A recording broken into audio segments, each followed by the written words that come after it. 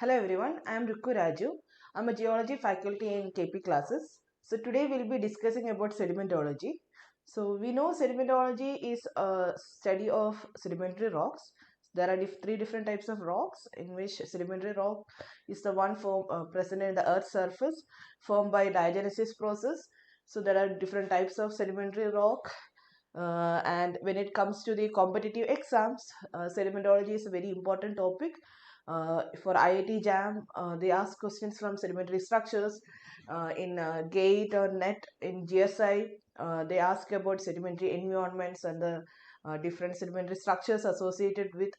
Numerical problems can come from the sedimentary texture portions.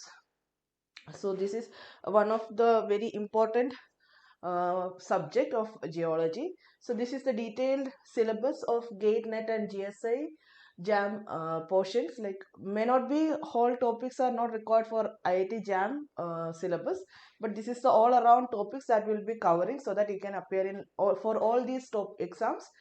This much topics is more than enough to appear. This is just a nutshell. More than this will be covered. So we'll be defining the sedimentary rock classification, texture and structure of sedimentary rock, and the petrology of sandstone and limestone, sedimentary environment and the facies. This is very important for GSA examination, reconstruction of paleo environments, provenance and basin analysis. This is provenance and basin analysis is comparing with GSI, GATE and NET. This is more important when it comes to the NET syllabus. Important sedimentary basins of India, diagenesis of siliciclastic and carbonate rocks. So diagenesis of siliciclastic and carbonate rock is important in GSA prelims paper. So all around these topics, sedimentary rock classification is important for GATE examination. They will ask you about the sandstone classification, different types of sandstone depending on the framework, grains present. So that's a very important point. And when it comes to texture and structure, numerical questions can be asked from the texture part, dealing with the different types of scale. The wooden velvet scale and the phi scale, the conversion, those portions are important in when it comes to the numerical questions. And structure is very important for IIT JAM, for GATE, for NET and for GSI. Sedimentary structure is a very important topic. Actually, among all these, sedimentary structure part is the biggest chapter. That's where we define, that will be elaborating the topics, structures in detail. And sedimentary environment is also another biggest topic where you have to study each environment, aeolian environment, fluvial environment, glacial environment, and the different sedimentary rocks and sedimentary structures, successions associated with each of the environment. That's also a very important topic. The questions in GSI, in GATE, NET papers, they ask questions from sedimentary environment portion. Then provenance and basin analysis also important. Important sedimentary basins of India. Diagenesis part is important for GSI portion. Okay, so let's get into the sedimentology. So today we'll be discussing about sedimentary structures. So when it comes to sedimentary structures, so this is the microscopical feature of a sediment of a rock, of a sedimentary rock, where the alignment of a sedimentary rock, whether they have a structure present. So that structure can form during the formation of a sedimentary rock. A structure can form after, later on the formation of a sedimentary rock, or maybe because of a chemical reaction a sedimentary structure can develop, or maybe because of a physical activity, the type of deposition or type of the flow of the agent, like well, if it is a fluvial system, the flow of water, the direction of flow of water. If it is aeolian, the direction of the wind, that can develop different types of structures in the sedimentary rock. So let's go into the sedimentary structures in detail. So there are, we can divide the whole sedimentary structure into primary sedimentary structure and secondary sedimentary structure. Like we can divide that whole part into two: primary sedimentary structure and secondary sedimentary structure. In primary sedimentary structure, they are the one that formed by physical activities, the one that develop because of any changes that is happening on the that happen during the during or in the sedimentary rock, during, after or before formation of a sedimentary rock physically. That is called as primary sedimentary structures. Now, secondary sedimentary structure, simple. If that is because of physical activity, this one is because of chemical reactions. So during diagenesis, if there is any chemical reaction happen, and because of that chemical reaction, a structure developed, that is called a secondary sedimentary structure. So in the physical sedimentary structures, there are of two types: inorganic and organic origin. An inorganic process, the deposition situations, erosion, those can be formations. Those are the inorganic processes of formation. Organic means any activity of an organism. Bioturbation is one of the example, the one that formed because of the organism, or the tracks that made by an organism. All these are physical structures, but they are associated with the organic or associated with the living beings. So that those are coming under organic sedimentary structure. Now in the secondary sedimentary structure, everything is of diagenetic in origin. Like during the process of diagenesis, a structure forming. What is diagenesis? Diagenesis is the process of formation of a sedimentary rock. So we know sedimentary rock formed by weathering, erosion, transportation of weathered detrital material, and depositing it in a basin. So when it get deposited, deep burrowing happens. With increase in burrowing, pressure temperature varies. So when change in pressure and temperature happens, diagenesis occur. So that's the process of formation of diagenesis. During diagenesis, lithification of the sediments happen, and that's how sedimentary rocks form. So during the diagenesis process, any chemical reaction happen, and those chemical reactions causes formation of a structure. Those are called as secondary sedimentary structure, or the formed by chemical activity. Now in all these varieties, this inorganic sedimentary structure, physical, the one that come under primary structure, inorganic sedimentary structure, this is the most important part for competitive exams. Mainly questions come from inorganic sedimentary structures. So let's see inorganic sedimentary structures a bit detailed. So those are these inorganic sedimentary structures. Primary inorganic sedimentary structures can be divided into pre-depositional structure, sin-depositional structure, and post-depositional structure. So here, all the inorganic primary structure, those are formed by physical activity.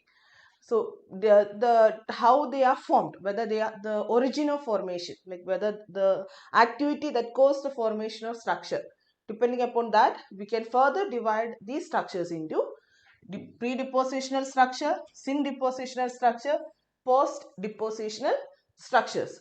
Pre-depositional structure means, from the word itself, it is pre-depositional, before the deposition event. Pre-depositional structure means the one that formed before deposition of a sedimentary rock. For example, they are predominantly formed by erosional activity. So before deposition of a sedimentary rock, erosion happened on a soft sediment, makes some structures.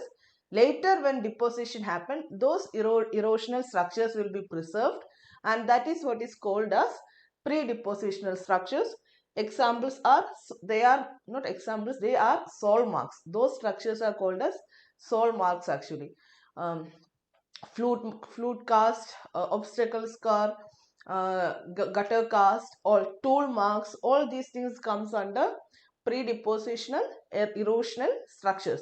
So pre-depositional structure means before the deposition of a sedimentary rock, predominantly because of erosion, particular structures develop on a soft sedimentary rock, and later on when deposition happen, for example a sandstone deposit, sandstone will now preserve these structures developed on the surface where the deposition taking place, and now those structures will be preserved. Those will be present in the soil of the sandstone that is deposited. That's why we call these structures are soil marks, and they will get them in between two beds, or the boundary of two beds.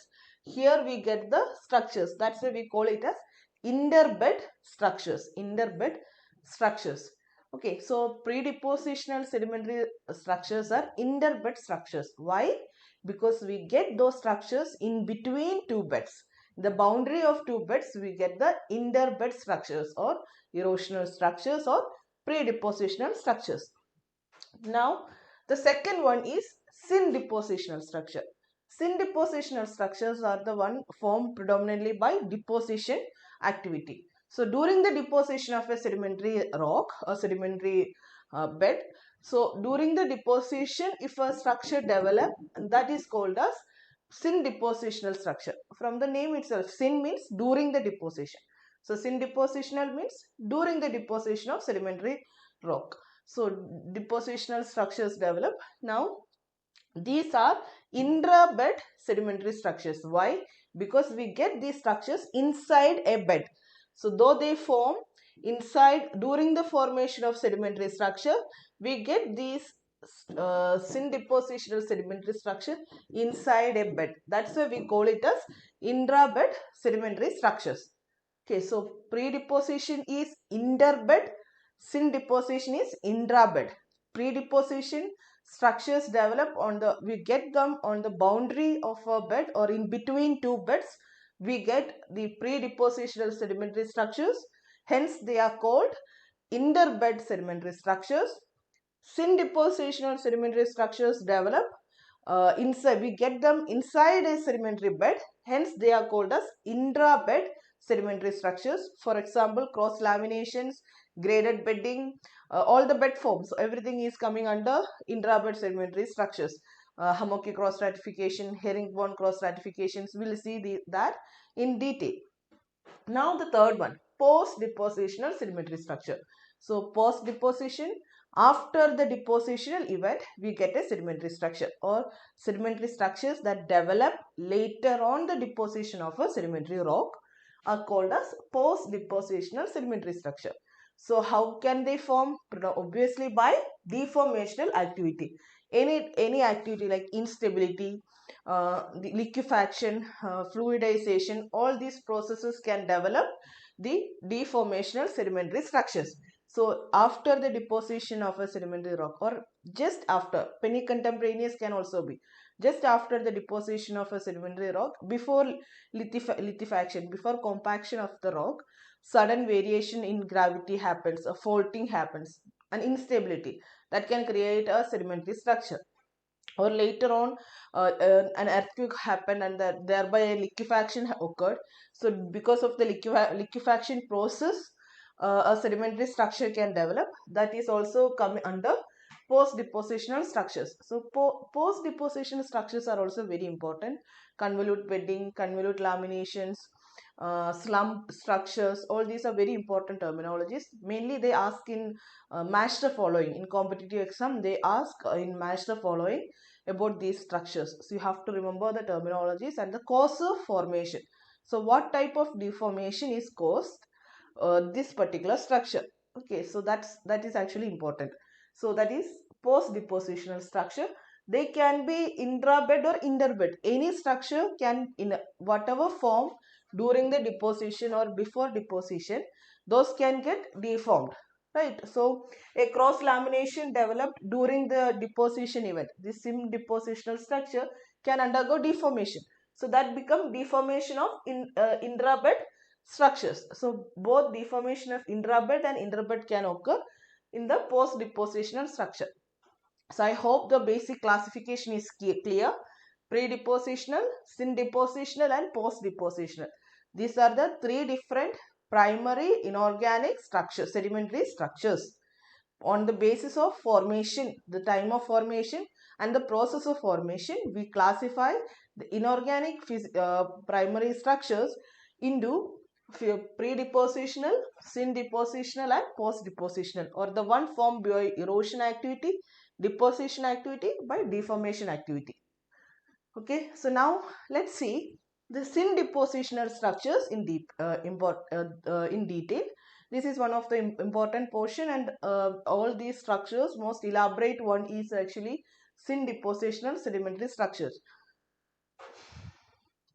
So first thing, when it comes to sin-depositional structure, the thing that you have to keep in mind is about the how they are forming, like the what is a sin-depositional structure, how they are forming by during the time of deposition, the change in the grain size or the change in the energy of flow, all these things, variation in all these things can create different structures during deposition, and that's what is coming under Sin-Deposition structure. So first thing that you have to understand in Sin-Depositional structure is bed forms. So what is a bed? Bed is the fundamental characteristics of a sedimentary rock, that is called as bed. Bed is the fundamental characteristic of a sedimentary rock. So we know that sedimentary rock formation happen in layers as stratas. So each of the strata develop depending upon the condition of deposition. We call each unit as a sedimentation unit, and a unit maybe there will be more than one unit present in a bed. So terminology bed is actually bedding is for layers or strata. That's what we same thing is bedding. Sometimes we use the term lamination. So laminae and beds. So what is the difference between lamination and bedding? Like why we have to call, what is the difference between these two terminologies, laminae and bedding? So same thing, the strata itself is laminae and bedding, whereas when the strata has a thickness less than 1 centimeter, we call it as a laminae. If the thickness is greater than 1 centimeter, we call it as a bed. Clear? Just the thickness, depending upon that, we call a laminae or a bed. So bed forms or bed is the or a strata or a laminae. These are layers. These are the fundamental aspect of a sedimentary rock. Deposition happen in layers, start layer by layer. So we classify the layer, like we coin the term. It is a bed, one bed. If this is bed 1 and this is bed 2, in like these boundaries are made based on the variation in lithology, texture structure variations, process environment variation. Depending upon that, we divide the layers into bed 1, bed 2. Terminologies are given. Okay, so let's see the different bed forms. So all these beds that develop, these beds yeah, bed forms can be as small as a ripple mark, or it can be as large as dunes, anti-dunes. All these are different types of bed forms actually. So ripples are there are different types of bed forms of various sizes will be there.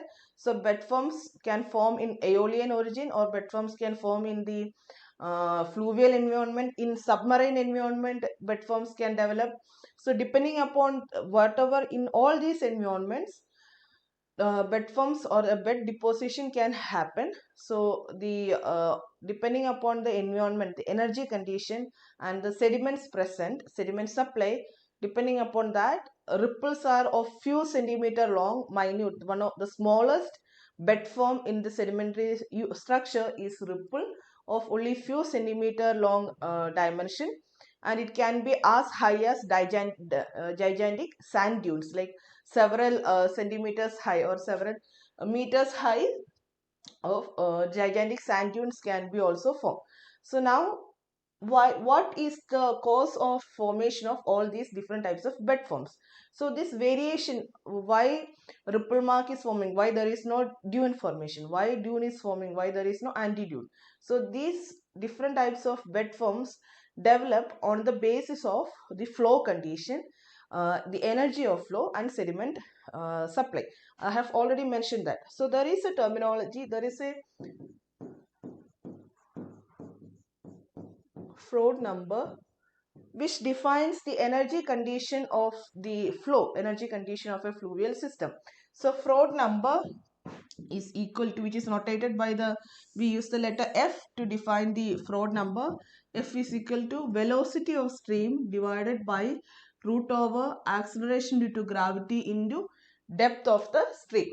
So F Froude number is equal to velocity of flow divided by root over g into d, where is g is the acceleration due to gravity, d is the depth of the flow. Now this Froude number value, if f value is greater than 1, that means the flow is supercritical flow. The flow of water, the energy condition is supercritical.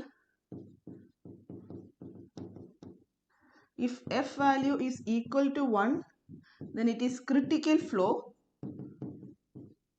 and if F value is less than 1, it is subcritical. Okay, so the flow of water can be supercritical, subcritical and critical. So in Froude number is a terminology that defines the energy of flow. It is the velocity of flow divided by the root over of G into D. So this is actually the normal velocity divided by the gravity velocity terminology, like normal wave divided by the gravity wave equation. Root over GD is the equation for gravity waves. That's the equation to define the velocity of tsunami. So this is actually the velocity, normal velocity divided by the gravity wave velocity equation. So here actually it defines, this ratio defines the relationship between velocity in the flow and the depth situation. When F is greater than 1, the flow condition is supercritical flow. Why? The velocity is much faster, very high velocity, and the depth of the situation is much lesser. That's why F value is greater than 1. When F is equal to 1, that means both numerator and denominator is equal. It is critical type of flow. Flow condition is critical. Then F less than 1 situation where velocity is very slow, the water flows at a very slow pace, but the depth is much higher. The water depth is higher, velocity is lower. That is what is called as the Froude number. Now, in each of these flow condition, supercritical, critical and subcritical flow, the deposition environment or the type of deposition happen, or the energy, the situation environment for the deposition, we can call it as upper flow regime,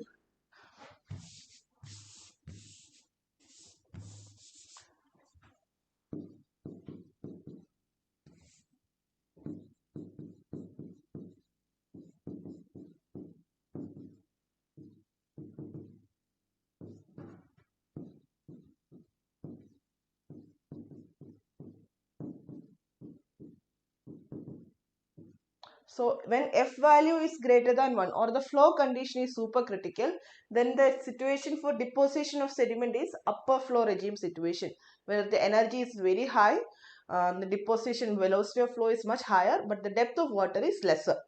In lower flow regime situation, the flow condition is subcritical, the Froude number is less than 1, and there the energy flow velocity is lesser comparing with the depth is much higher. So in depending upon the energy situation, whether it is in upper flow regime or whether it is the lower flow regime, the type of formation of bed forms vary. So usually when the different types of bed forms are, as I've mentioned, ripple mark, dunes, anti-dunes, then comes chutes and pool, all the terminologies comes. Now when it comes in between, there is plain beds also, plain beds. Excuse me guys. Yeah, sorry. So when it comes to these ripple, dune, plain beds, anti-dunes and chutes, pools terminologies, these are all the different types of bed forms. So depending upon the flow conditions, upper flow, lower flow, energy conditions, ripple marks develop in, that is the, as I said, smallest sedimentary bed form. So ripple marks develop at the lowest energy situation. So in a fluvial succession, if I take the succession, so if I mark the, if this is the if I mention the lithology, like in the fluvial system, on the bottom part we get the coarser structures, then when we move towards the top, the sedimentary grain size decreases. So as we move towards the top, we get the ripple marks. Ripple marks are associated at the top of the sedimentary structure. This is the whole sedimentary lithology of the fluvial system, which have a fining upward sequence. So we'll see this in a fluvial environment in detail. So ripple marks will be always present at the topmost layer of the beds. Why? because they are associated with the lowest energy condition, that is the lower flow regime situation. So ripple marks, actually all these are associated with lower flow regime situation where the Froude number is less than 1. And also, so this is about the velocity of the flow. The bed forms also depend upon the sediment grain size. I have mentioned that bed forms depends upon the flow velocity, and it also depends upon the grain size. So when it comes to the bed forms grain size, ripple marks are associated with fine grain sediments. Like when the grain size is much finer, there we get in silt size to fine sand size particles, the ripple marks can develop. We won't be getting ripple marks at coarser sand deposits or in the gravels won't be able to form ripples. They are associated with silt or fine sand sediments. So if the sediments are silt or fine sand sediment and the velocity condition is very low, subcritical condition or lower flow regime situation, velocity is much lesser with a higher depth condition, ripple marks can develop. With a further increase in the velocity, but still F value will be less than 1, but with a further higher increase in velocity situation, and even the grain size also will be much higher, at that particular time dunes can develop. So there are different types of dunes. We'll see that in the Aeolian geomorphology portion. There is transverse dune, longitudinal dune, parabolic dune, star dunes. Different dunes are there. Dune formation depends upon the direction, whether the air is unidirectional, bidirectional, and the sediment supply. So depending upon that, different types of dunes are there. So dunes are actually a higher variant of ripples, right? The same thing, ripples are of smaller dimension, dunes are much higher dimension. So during that particular time when the velocity is much higher than the time of formation of ripples, so the energy of flow is bit higher, sediment size can also be higher. During that time dunes develop. When ideally during the time with further velocity increases, so the ripple mark velocity is much, during the ripple mark formation velocity is very low, later when during the dune formation velocity start increasing. So this increases so that later on F value will become equal to 1 or the flow condition become critical. During that time we get plain beds. So plain beds form when the energy flow condition is critical flow situation. From lower flow regime to upper flow regime transition happen, the bed deposition occur planar bedding means the surface, the boundaries are parallel to each other, that is called as planar bedding, flat bedding. This is planar bedding. So planar bedding formation happen during when the F value is equal to 1, we get planar bedding. Ripple marks and dunes are actually formed like this. We get the store side will be usually eroded. Only the lee side will be preserved of ripples and dunes. So the miniature form of this structure is ripples. The gigantic form of ripple is dunes. Okay, so this is how the dunes will be forming. Then later the bedding will be in such a way that they will become parallel to each other, which increase in the velocity when Froude number is equal to 1. Later on, when Froude number is greater than 1, we start getting anti-dunes and chutes and pool. All these structures develop when the Froude number is much greater than, it is greater than 1 situation, we get the anti-dunes. So let's see. So here in this image, we can, this is the lower flow regime. This is the lower flow regime over here. Then the upper flow regime is mentioned. So below this actually there is chutes and pools are present over here. Chutes and pools. All this below this actually it's there. Now this is the flow direction. So let's see the difference. So in the lower flow regime and upper flow regime situation,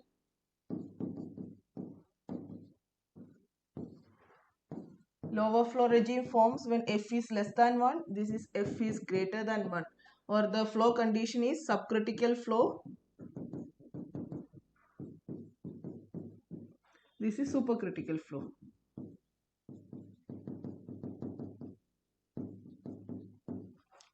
Okay, supercritical flow situation. Now when the you can see that ripples form. So this is actually the axis of increase in the velocity, sorry, increasing flow strength is written over here. If you can see, this is increasing flow strength. This is the flow direction, it was towards this direction, and this is the, so though increase in flow length strength means high energy condition is upper flow regime, low energy condition is lower flow regime. So lower flow regime means that is energy condition is low, whereas upper flow regime, obviously when you compare with the lower flow energy lower flow regime condition, energy is high energy situation. Now so over here, first one developed like it is ripples forming at the velocity is much lesser, depth is higher. So the peculiarity of lower flow regime deposits and upper flow regime deposit is that you can see the beds dips towards the direction of flow. See, this is the direction of dipping. Here also in dunes also dipping direction is this. Beds dip towards the direction of flow. Whereas in the upper flow regime, in anti-dunes, beds dip towards the upstream current direction. Right, it is dipping the upstream current direction. Whereas in the lower flow regime, beds dip towards the down current direction or downstream direction. So ripples and dunes or the structures, bed forms develop in the lower flow regime, they deposit in such a way that the beds will be dipping towards the downstream direction or down current direction, whereas in the upper flow regime the velocity condition is much higher, so the deposition, the beds will be dipping, but sediments will be migrating. So dipping direction defines the migration direction. Okay, so the sediments will be migrating towards the upcurrent direction, and this dipping here, it is bit exaggerated. It will not dip this steeper. Usually they dip towards the upcurrent direction at a very low angle, less than 10-degree angle. Dipping will be happening towards the upcurrent direction. So if I mention that over here, in the low flow regime, the beds will be migrating, or the sediments migrate down current direction, whereas in the upper flow regime sediments migrate up current direction.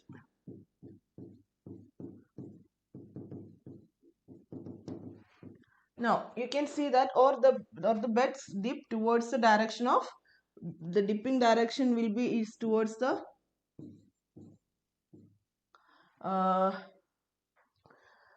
bed dips towards the down current direction in the lower flow regime, bed dips towards the upstream direction, up current direction in the upper flow regime situation.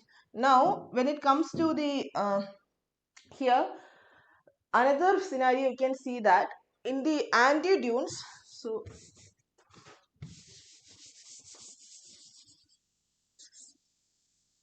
yeah, in anti-dunes you can see that this is the surface of the bed. Okay, this is the bed surface deposit and this is the water surface. So the water surface and the bed surface both are in phase, right? They are both are in phase. Crust of the bed deposit and the water wave crust both are in phase. Trough and trough are in phase. So here in antidunes or the deposition happen in the upper flow regime situation. Situation happen in such a way that the bed forms and the water waves both are in phase, whereas in the lower flow regime, you can see that this is the dune surface crust over here, but this is kind of water trough, wave trough. Then this is the crust where it is analogous to the trough of the bed. Then this is the crust of the bed form, which is analogous to the trough of the water wave, right? So this is actually the water surface and this is the bed deposition. So in the lower flow regime, the bed forms and the water, they are out of phase. Their surfaces are out of phase. The bed form surface or the deposition surface, or their shape, and the water waves both are out of phase. Whereas in the upper flow regime, they are in phase. They are in phase. They are in phase. Now, in between the lower flow regime and upper flow regime, when the transition happens, we get the plain beds. So plain beds, so they form between dunes and anti-dunes, we get the plain beds. So if the plain beds form, sometimes it forms exactly when F is equal to 1. Sometimes it forms just above the F is equal to 1 situation after the dune formation. Then we call it as lower plain beds. If they form just after F is almost equal to 1 but it is greater than 1 situation, we call it as upper plane beds. So upper plane beds and lower plane beds, if the terminology is there in the exam, upper plane beds means the one that form in the upper flow regime, but they develop, obviously they will be having higher energy than, like they form at a higher energy than dunes, and they have lesser energy situation than anti-dunes. Okay, so simply where do we get in the, when we define the velocity, whether they belong to the F is equal to greater than 1 situation, F is less than 1 situation, or F is equal to 1 situation. Depending upon that, we call it as upper floor, upper plane bed, lower plane bed, or normal plane bed terminologies. Okay, so these are the terms defines, and you can also see the depth. This is the water depth, depth between water and the bed form depth. So here the depth is decreasing when you come towards the these terminologies. The depth from lower flow regime to upper flow regime, but depth is decreasing. Okay, so these are the major terminologies that is associated with ripples and dunes and anti-dunes, the different types of bed forms. Now migration of these different bed forms, it's the cause of formation of different types of cross bedding, laminar cross bedding, so tabular cross bedding, hummocky cross stratifications, herringbone cross stratifications, trough cross bedding. All these things are because of what type of dune is migrating. If the dune is of transverse dune migration, that causes formation of tabular cross bedding. If it is bark and dune cross migration is happening, and the structure developing will be trough cross bedding. So depending upon the type of dune migrating, different types of cross beddings will be forming. So here, this is one of the questions that come from, this is I guess a GSI GATE, a previous year question only. So let's see the question and let's solve the question. So keeping the grain size constant, which one of the following represents correct sequence of development of bed forms with increasing flow velocity? So flow velocity is increasing. We are not talking about the grain size here. We are only defining the increase in the velocity. So ripples, antidunes, flutes, dunes, ripples, dunes, antidunes, flutes, dunes, antidune, ripple, flute, dune, ripples, antidunes, and flutes. Flutes are actually the one formed by, that is actually an erosional structure that formed because of turbidity current for movement, actually turbidity current. So dunes and ripples are actually associated with laminar flow, and when you compare the energy between laminar flow and turbidity flow has higher energy situation. Okay, so that's what is flute is. So flute we will be studying in detail in the erosional pre-depositional sedimentary structure. We'll study flutes in detail. So the answer will be ripples, dunes, antidunes, and flute. This is the order when we represent the structures or bed forms in such a way that in increasing flow velocity situation. Ripples form at the lowest velocity situation, then comes dunes, then comes antidunes at a much higher energy condition. When the flow is turbidity, we get the flute cast or flute marks will be forming. So this much is what we have defined, the basics of sedimentary structures, different types of sedimentary structure, and we define the when it is in depositional structure में wet forms, the formation, the energy situation, different energy conditions and the grain size associated to it, which each type of wet forms develop, upper flow regime and lower flow regime situations. So we'll study the further things later on. So thank you so much for attending the section. Thank you.